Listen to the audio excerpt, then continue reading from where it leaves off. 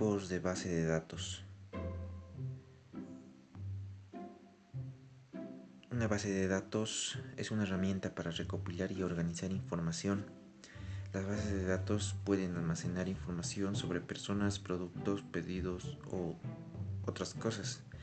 Muchas bases de datos comienzan como una lista en una hoja de cálculo o en un programa de procesamiento de texto. A medida que la lista aumenta su tamaño, empiezan a aparecer redundancias y inconsistencias en los datos. Cada vez es más difícil comprender los datos en forma de lista y los métodos de búsqueda o extracción de subconjuntos de datos para la revisión son limitados.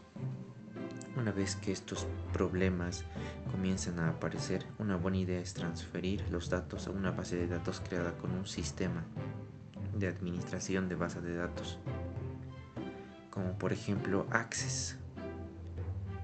¿Qué se puede hacer en Access? En Access se puede agregar nuevos datos a una base de datos, como en un nuevo artículo o un inventario, modificar datos existentes en la base de datos, eliminar información, organizar y ver datos de diferentes formas, compartir datos con personas mediante informes, correo electrónico. ¿Qué es un sistema de gestión de base de datos? Un sistema de gestión de base de datos es el motor que permite a los usuarios acceder a los datos dentro de la base de datos. Es lo que se conoce como el esquema de base de datos. La estructura organizacional de una base de datos es un conjunto de DBMS que ofrece seguridad y garantiza la integridad de los datos. Pero algunos sistemas incluso se utilizan para ofrecer reversiones automatizadas y actividades de reinicio, registro y auditoría dentro de una base de datos. Base de datos estática. Se trata de un tipo de base de datos de solo lectura. Su implementación se suele realizar con el objetivo de registrar datos históricos para poder comparar su evolución a lo largo del tiempo. Base de datos dinámicos.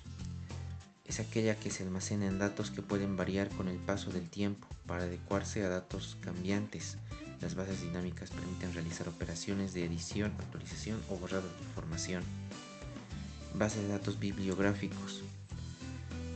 Este tipo de base de datos documentales o bibliográficos contienen información sobre documentos, es decir, referencias a documentos, pero también muchas de ellas contienen los textos completos de esos documentos. Generalmente está en formato PDF.